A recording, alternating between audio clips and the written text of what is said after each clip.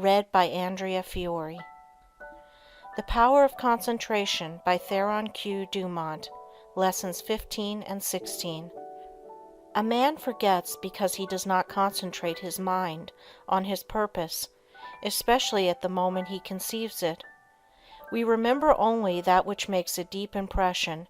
Hence we must first deepen our impressions by associating in our minds certain ideas that are related to them. We will say a wife gives her husband a letter to mail. He does not think about it, but automatically puts it in his pocket and forgets all about it. When the letter was given to him, had he said to himself, "I will mail this letter. The box is at the next corner, and when I pass it, I must drop this letter," it would have enabled him to recall the letter the instant he reached the mailbox. The same rule holds good in regard to more important things.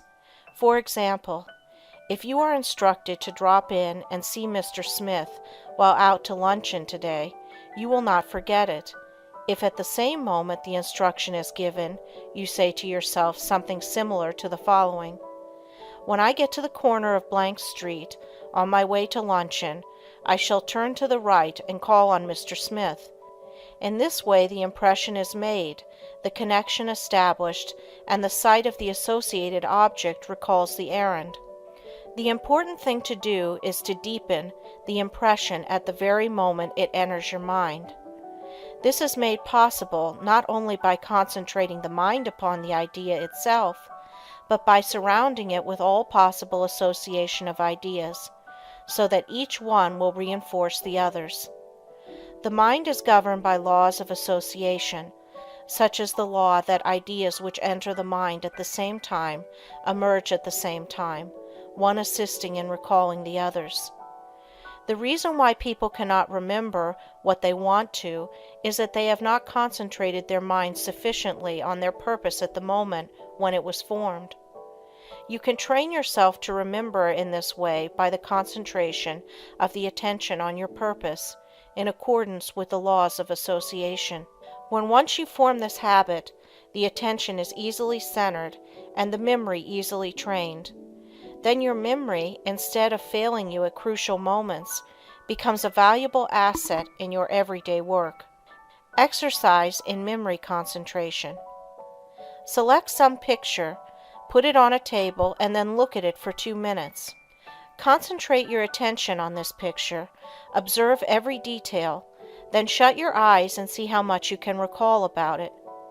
Think of what the picture represents, whether it is a good subject, whether it looks natural.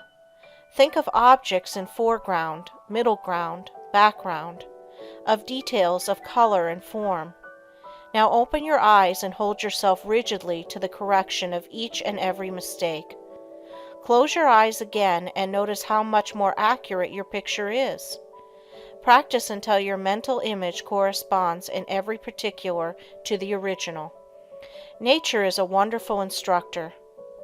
But there are very few who realize that when we get in touch with nature, we discover ourselves. That by listening to her voice, with that curious inner sense of ours, we learn the oneness of life and wake up to our own latent powers. Few realize that the simple act of listening and concentrating is our best interior power, for it brings us into close contact with the highest, just as our other senses bring us into touch with the coarser side of human nature. The closer we live to nature, the more developed is this sense. So-called civilization has overdeveloped our other senses at the expense of this one. Children unconsciously realize the value of concentration. For instance, when a child has a difficult problem to solve and gets to some knotty point which he finds himself mentally unable to do, though he tries his hardest, he will pause and keep quite still, leaning on his elbow, apparently listening. Then you will see, if you are watching, sudden illumination come, and he goes on happily and accomplishes his task. A child instinctively but unconsciously knows when he needs help. He must be quiet and concentrate. All great people concentrate and owe their success to it. A doctor thinks over the symptoms of his patient, waits, listens for the inspiration, though quite unconscious perhaps of doing so. The one who diagnoses in this way seldom makes mistakes. An author thinks his plot, holds it in his mind, and then waits, and illumination comes. If you want to be able to solve difficult problems, you must learn to do the same. Lesson 16. How concentrating can fulfill your desire. It is a spiritual law that the desire to do necessarily implies the ability to do. You have all read of Aladdin's lamp, which accomplished such wonderful things. This, of course, is only a fairy story, but it illustrates the fact that man has within him the power, if he is able to use it, to gratify his every wish. If you are unable to satisfy your deepest longings, it is time you learn how to use your God-given powers. You will soon be conscious that you have latent powers within capable, when once developed, of revealing to you priceless knowledge and unlimited possibilities of success. Man should have plenty of everything, and not merely substance to live on as so many have. All natural disease can be realized. It would be wrong for the infinite to create wants that could not be supplied. Man's very soul is in his power to think, and it therefore is the essence of all created things. Every instinct of man leads to thought, and in every thought there is great possibility, because true thought development, when allied to those mysterious powers that perhaps transcend it, has been the cause of all the world's true progress. In the silence we become conscious of that something which transcends thought, and which uses thought as a medium for expression. Many have glimpses of that something, but few ever reach the state where the mind is steady enough to fathom these depths. Silent, concentrated thought is more potent than spoken words, for speech distracts from the focusing power of the mind by drawing more and more attention to the without. Man must learn more and more to depend on himself, to seek more for the infinite within.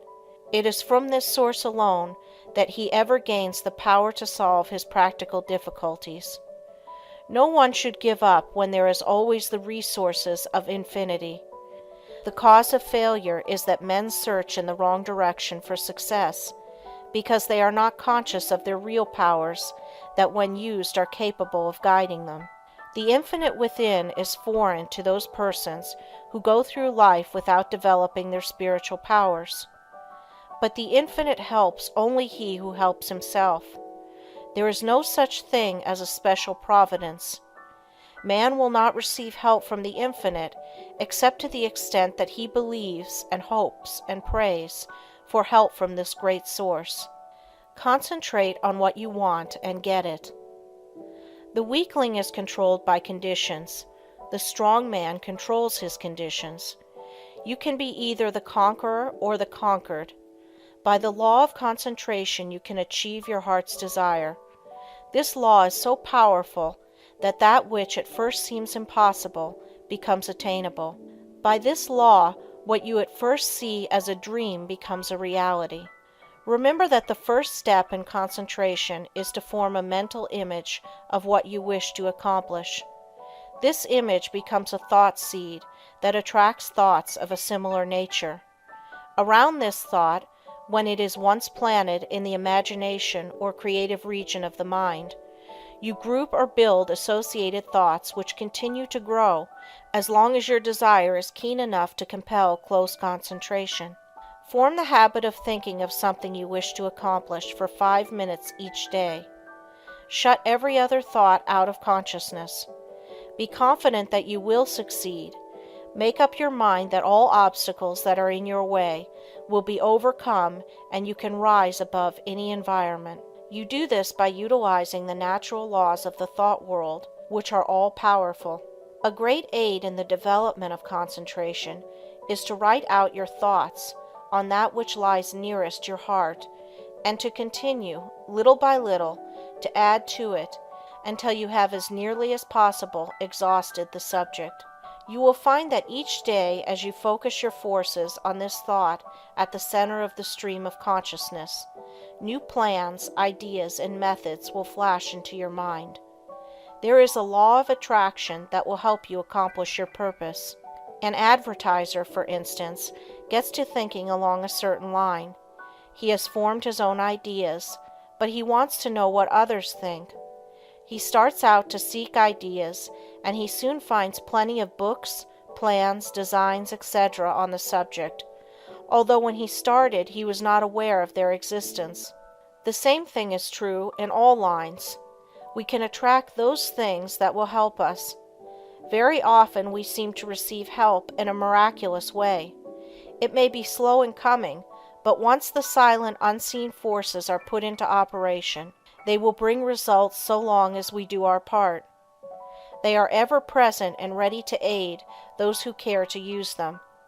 By forming a strong mental image of your desire, you plant the thought seed, which begins working in your interest, and in time, that desire, if in harmony with your higher nature, will materialize. It may seem that it would be unnecessary to caution you to concentrate only upon achievement that will be good for you and work no harm to another, but there are many who forget others and their rights in their anxiety to achieve success.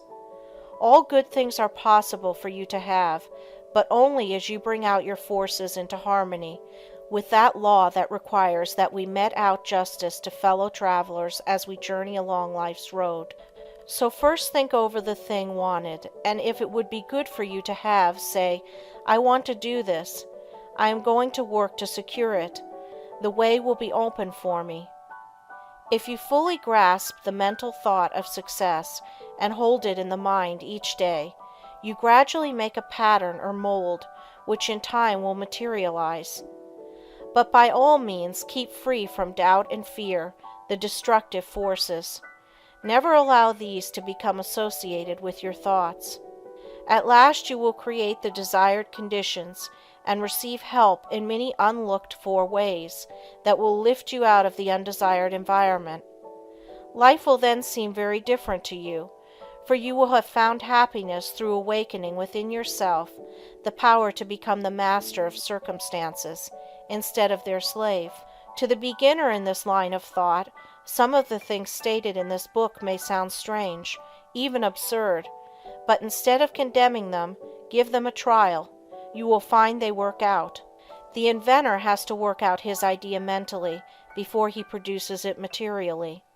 The architect first sees the mental picture of the house he is to plan, and from this works out the one we see. Every object, every enterprise, must first be mentally created. I know a man that started in business with 13 cents and not $1's worth of credit. In 10 years he has built up a large and profitable business.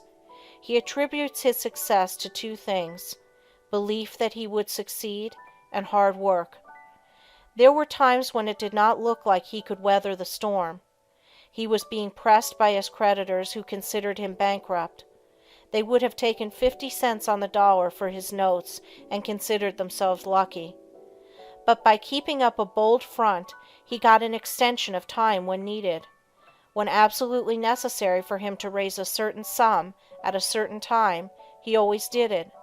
When he had heavy bills to meet, he would make up his mind that certain people that owed him would pay by a certain date, and they always did. Sometimes he would not receive their check until the last mail of the day of the extension, and I have known him to send out a check with the prospect of receiving a check from one of his customers the following day. He would have no reason other than his belief in the power of affecting the mind of another by concentration of thought for expecting that check, but rarely has he been disappointed. Just put forth the necessary concentrated effort, and you will be wonderfully helped from sources unknown to you. Remember the mystical words of Jesus, the Master: "Whatsoever thing ye desire when ye pray, pray as if ye had already received, and ye shall have." End Lesson 16